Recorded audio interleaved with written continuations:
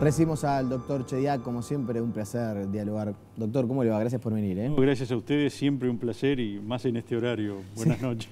Sí, la verdad que era una entrevista que hace semanas que la veníamos buscando. La habíamos agendado y parece cosa del destino, ¿no? Qué semanita. La verdad, uno se pone a repasar. Yo me veía ante la situación, ¿no? Uno tiene que decidir por dónde arrancar la entrevista y es difícil. Porque uno podría hablar de un montón de temas. Yo quiero empezar por, bueno, ayer fue el 8M, se ve la situación en Artigas, usted ya hizo algunos comentarios públicos, habló de las fallas del sistema. Pero lo primero que le quiero preguntar, la pregunta que mucha gente se hace, ¿cómo pueden pasar estas cosas? Son situaciones absolutamente lamentables que no solo orgánicamente, sino a nivel personal, deploramos profundamente. Y lo comentábamos fuera de micrófono, a mí me ha dado cierta sensación de desasosiego porque se ha trabajado fuertemente para que este tipo de situaciones no se produzcan. Hay que llevarle la seguridad a la ciudadanía toda de que los únicos casos que no se pueden prevenir porque es materialmente imposible son aquellos que no se denuncian. Una vez que se ha denunciado una situación de violencia doméstica, el sistema, si todos cumplimos con nuestro deber y trabajamos adecuadamente, tiene que estar en posibilidad de prevenir que escale y prevenir que se llegue a situaciones irreversibles como ahora ha pasado. Lo que pasa es que en este caso fueron dos denuncias. O sea, fue una denuncia ante una situación de violencia, un hostigamiento posterior y una nueva denuncia. Eso es lo que suena más poco creíble de toda esta situación. ¿Cómo puede pasar algo de esto, no? No debería pasar. Nosotros, en el caso puntual, del cual no puedo hacer mayores consideraciones, ya hemos pedido a las dos magistrados que han intervenido informes en forma urgente y seguramente en el acuerdo del lunes hagamos el análisis de las contestaciones de las magistradas que aún no he visto. ¿A ustedes van a revisar la actuación de los jueces que intervinieron en este caso? Exactamente. Exactamente. Para eventualmente determinar algún tipo de sanción. Nosotros tenemos en el abanico de opciones dar por buenas las explicaciones que las señoras magistrados puedan dar, disponer una investigación administrativa si las explicaciones no son satisfactorias e incluso eventualmente directamente si así ameritara disponer un sumario administrativo. Le voy a pedir 30 segundos, doctor, para repasar parte de lo que dijo Eduardo Bonomi el pasado 7 de marzo. Hacía referencia a esta situación en Artigas y a la actuación de las magistrados que intervinieron. Y la policía avisó a los jueces correspondientes. Los jueces correspondientes no quisieron que se le avisara a la fiscalía. Bueno, cuando sucede esto hay que avisar a todos los actores, a todos. Y además no puede quedar en que se avisó, sino que hay que tomar medidas para que esa decisión de violentar la decisión de la justicia no quede así nomás.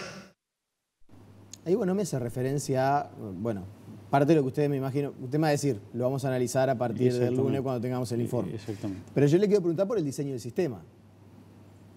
Puede ser, o sea, cuando hay una denuncia y una ampliación de la denuncia, hay que avisar a los fiscales, el juez puede disponer directamente, sacámosle este caso porque usted hace referencia a que todavía no recibe el informe, pero el juez puede disponer una medida inmediata de seguridad para la víctima.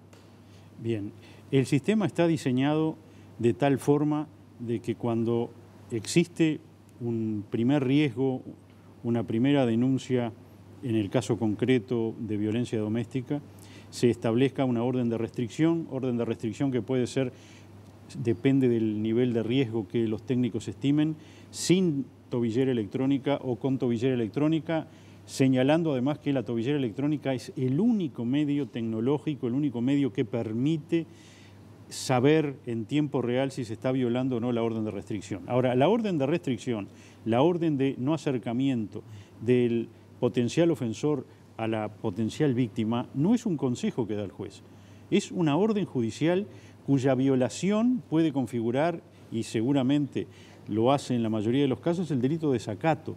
Allí, ahora, con la nueva modalidad procesal penal, se debe, antes el juez podía tomar acciones directamente, se debe informar, poner en conocimiento de el Ministerio Público de la Fiscalía para que tome las medidas necesarias para investigar la posibilidad de que se haya cometido un delito de desacato. Lo que dice Bonomi es correcto. El sistema está diseñado para que cuando se comete una violación a la orden de restricción y eventualmente se pueda haber cometido un delito penal, se haga la correspondiente denuncia y se escale en las medidas, además, en las medidas de protección a la vida. ¿A usted lo que le parece insólito, de alguna manera frustrante, es que no hubiera una tobillera colocada? A mí me parece porque lo hemos, la Suprema Corte de Justicia y en lo personal hemos estado apoyando desde el primer día. Hicimos conferencia conjunta y desde el primer día hemos apoyado la universalización en todo el territorio de la República, y no solo para situaciones de violencia doméstica, sino también para controlar en situaciones de la justicia penal las salidas transitorias, las libertades vigiladas e incluso los arrestos domiciliarios. Así que sí, en situaciones de riesgo debe tener el potencial ofensor colocada una tobillera electrónica, que es lo que ha permitido con éxito, cuando así se ha hecho, la prevención virtualmente en todos los casos de que se pueda llegar a escalar en la agresión o a una situación de pérdida de vida, que esa sí es absolutamente irreversible. O sea, lo que hay que determinar es por qué no tenía colocada la tobillera. Nosotros vamos a analizar qué pasó en el caso concreto y si, le reitero, las explicaciones son satisfactorias, dispondremos el archivo de la investigación y si no, procederemos a la investigación administrativa o al sumario. En este caso, lo que queda claro es una reiteración de una orden de no acercamiento, es decir, no es que no hubo actuación. Aquí puede haber habido una mala evaluación del riesgo, pero seguro fue un tema que analizaron. Sin duda, y la víctima, potencial víctima en su momento, hizo lo que todos los que tenemos visibilidad pública en el sistema hemos aconsejado.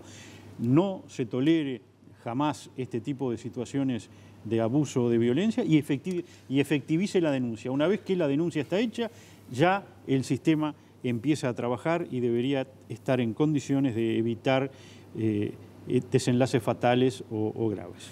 Quiero sacarlo de este tema, podríamos seguir profundizando, pero hay otros asuntos que yo quiero abordar también.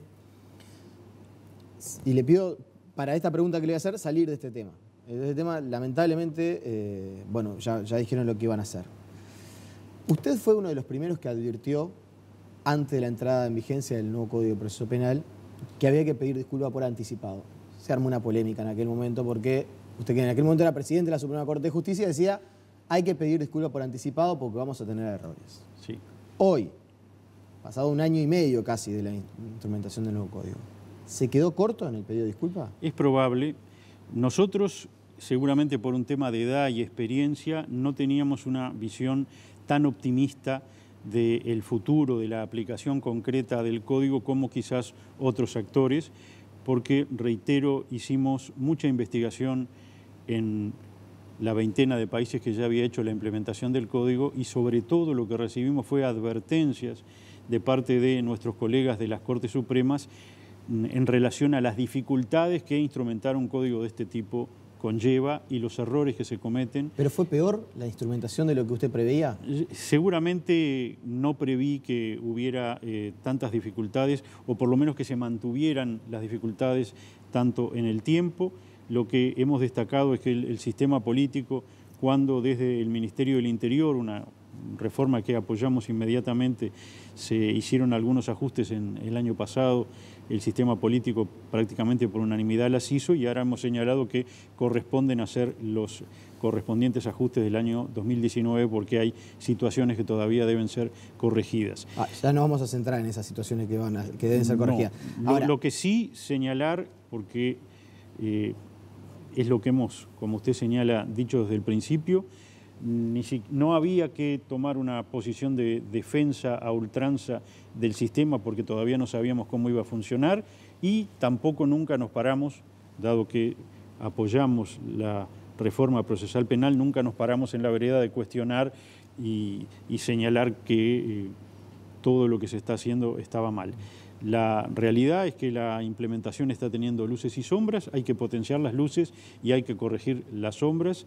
Claro, pero no usted me no dijo había al pasar, forma de, reitero, de prever sin tener la enseñanza de la realidad. Esto es un marco, de la misma forma que un partido dice, bueno, ¿y por qué hay tantas variaciones como estábamos viendo en la parte deportiva? Si 11 personas se paran de un lado, 11 de otra, y las reglas están claras. Bueno, aquí hay centenares de jugadores claro, está bien, jugando. doctor, pero usted me dijo al pasar, la verdad no esperé que los problemas, las dificultades se mantuvieran tanto en el tiempo.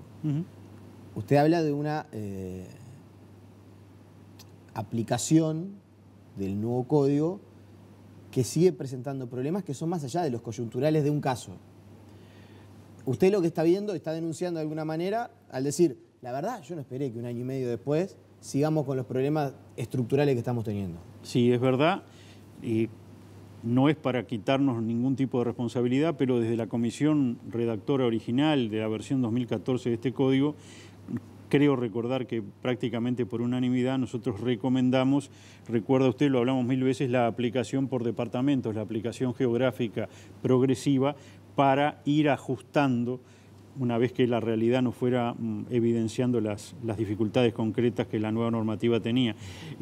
Parte del problema es que decidimos de la misma forma que República Dominicana, creo que fue el único antecedente, lo decidió el sistema político, tomó el riesgo de hacer la implementación total del código el mismo día en todo el país. De todas maneras, yo pensé que a esta altura podríamos tener afiatado bastante más los mecanismos.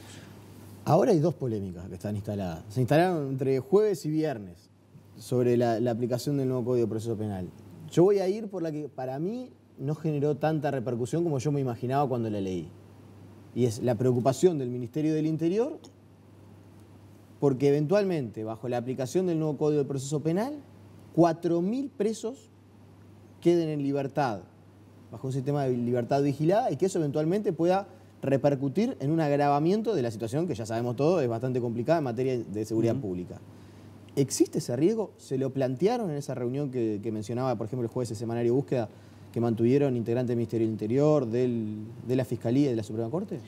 Yo no fui participante de la reunión, lo es la doctora Bernadette Minbien, que es ministro de la Corte y especialista en materia penal, y es quien va a estar muchos años en la Corte. Yo me retiro en unos meses, pero estuvieron seguramente sobre la mesa las inquietudes que los distintos organismos tenemos.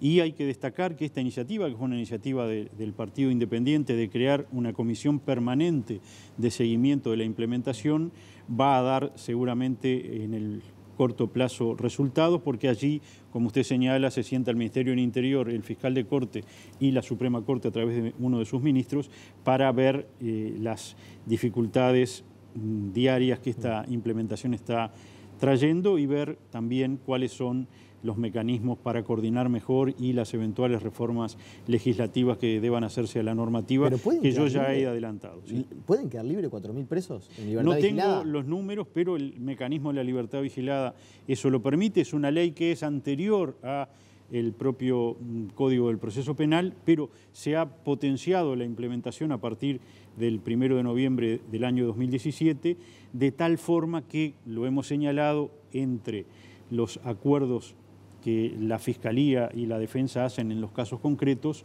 está sobre la mesa que no solo haya rebajas del quantum de la pena, del monto de la pena, por ejemplo, en una rapiña simple de 4 años a 3 años, sino que además se acuerde que 2 años se pasarán en prisión y 1 año luego en libertad vigilada. Hemos dicho que virtualmente esa pena alternativa no lo es, hemos usado un término fuerte, hemos dicho sin comprometer a nadie, es más una molestia que una pena, y además la Oficina de Libertad Asistida está bastante desbordada en sus posibilidades de contralor de estos mecanismos. El número, o sea, la cifra, yo entiendo que ustedes no son partícipes de la redacción del nuevo código, para eso está el Parlamento, pero estamos hablando de un sistema universal de presos del Uruguay, de 12.000 presos menos, presos más, 12.000. 4.000 es la tercera parte. O sea, la tercera parte de los presos del Uruguay hoy quedarían en libertad vigilada.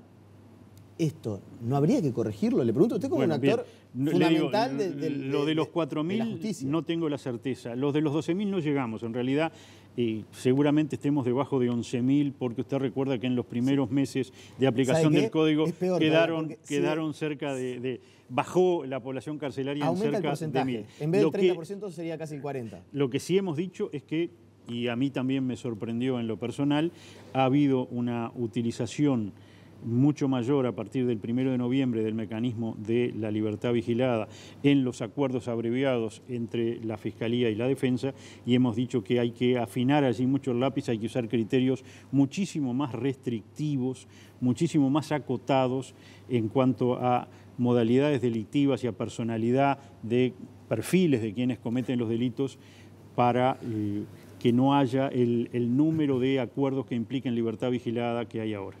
Es uno de los temas que seguramente el Parlamento Nacional deba revisar. ¿Se está haciendo un uso abusivo por parte de la Fiscalía del juicio abreviado?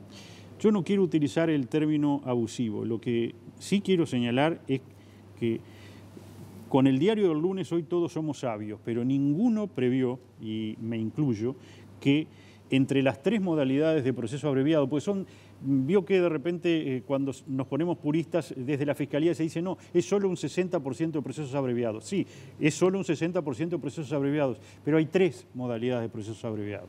La suspensión del proceso y el acuerdo reparatorio. Entre las tres modalidades suman en el entorno del 97% de los casos y solo hay un 3% efectivo de juicios que de ellos era que hablábamos tanto y decíamos de la transparencia. Los acuerdos abreviados no mejoran la transparencia del sistema. Le puedo hacer un paréntesis, porque quizás a veces que nos vamos en términos técnicos que nosotros entendemos porque estudiamos, pero la gente no. Lo que acaba de decir el doctor Chediak es de cada 100 casos que se atienden, 97 se terminan solucionando antes, sí, por un acuerdo entre las partes o porque el delincuente reconoce. De 100, 97 acaba de decir el doctor Chediak, y solamente 3 van a juicio. Es exacto. Lo que la gente tiene que saber también es que de esos 97, sea por la vía que sea, va a tener una reducción de la pena que le debería tocar. Exactamente. Por eso hemos señalado que esta aplicación tan masiva de las modalidades abreviadas conllevó un efecto que tampoco era buscado con la aplicación de este sistema, porque indirectamente ha operado una rebaja general bastante significativa de las penas concretas que se aplican, que ya no son las penas establecidas para cada delito en el Código Penal, sino que son las penas establecidas para cada delito en el Código Penal, con menos el descuento que se acuerda entre la Fiscalía y la Defensa. ¿Sabe lo que concluyo, doctor?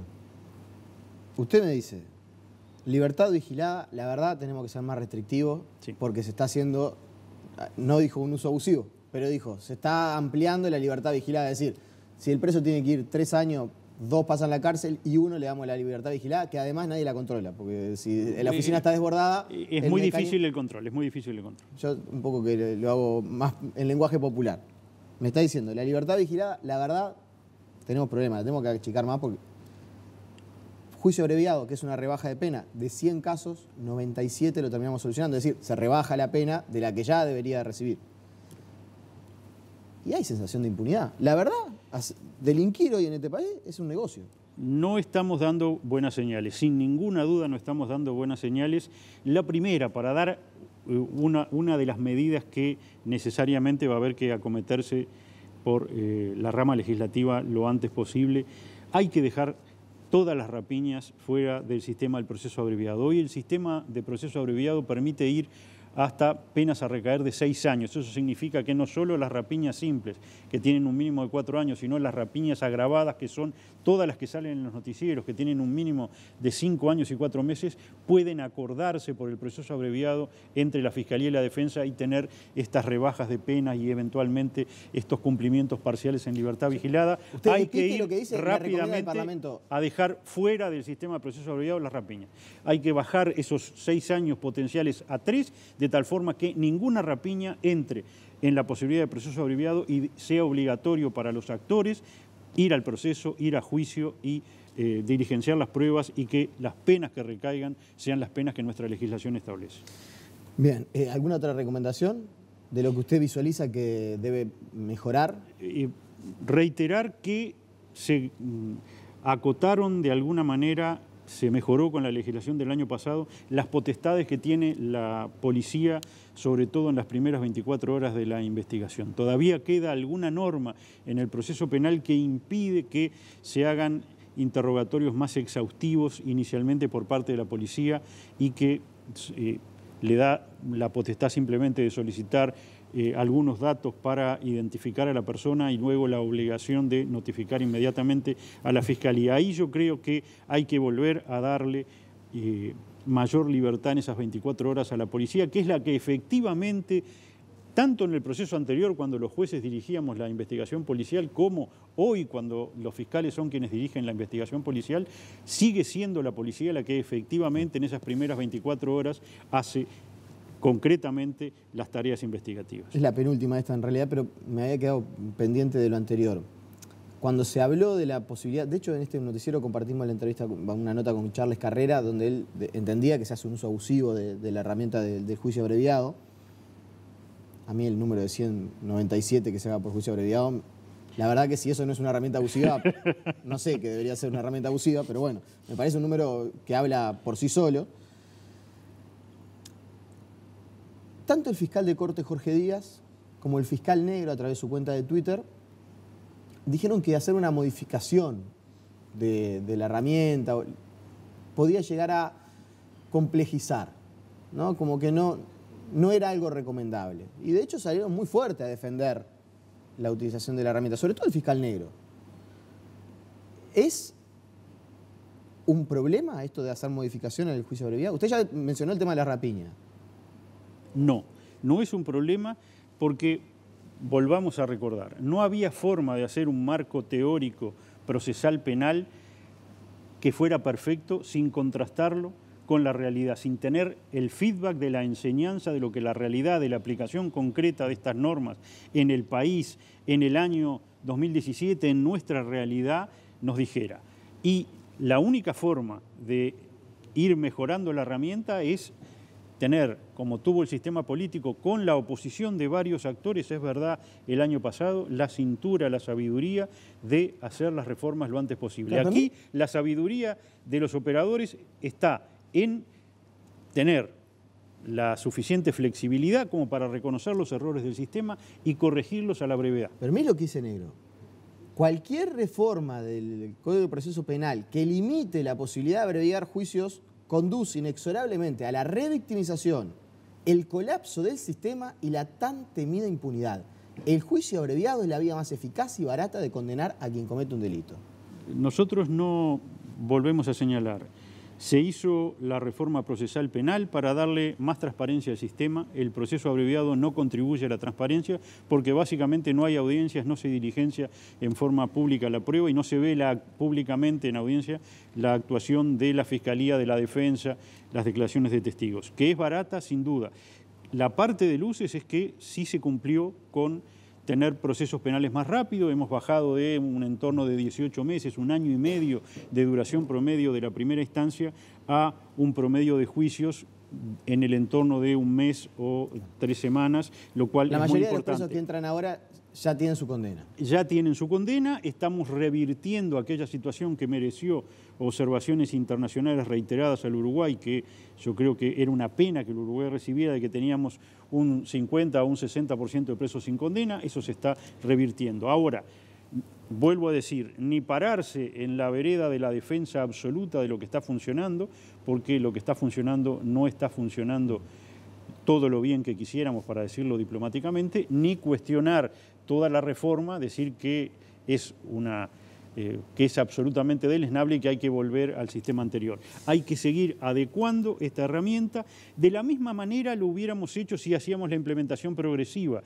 Íbamos a empezar, si usted recuerda, en 2 departamentos, por ejemplo, Maldonado y Rivera, íbamos a ver cómo funcionaba y de la experiencia de cómo funcionaban esos departamentos íbamos a hacer modificaciones legislativas. Ahora se hubiera acotado el margen. Ahora estamos de alguna manera haciendo la experiencia en todo el país, pero sigue siendo necesario que el sistema político no demore en hacer las modificaciones legislativas de esos extremos que se van evidenciando como no adecuados. Doctor, como siempre, un placer.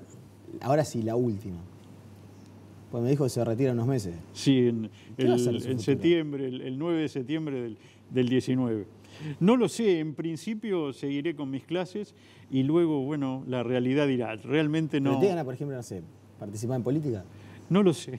No sé, no tengo vedado hasta septiembre del 19 yo no le voy a hacer preguntas hacer políticas, ningún tipo de consideraciones. En el futuro. No descarto ninguna posibilidad. Lo que espero poder descartar es irme para mi casa. No me gustaría retirarme de la vida pública en forma absoluta. O sea que tiene intenciones de seguir. Vamos a ver. De alguna manera de seguir. Espero poder hacerlo. Vamos a ver. Bueno, acá sacamos una noticia. Doctor, le agradecemos por su presencia esta noche. El agradecido soy yo.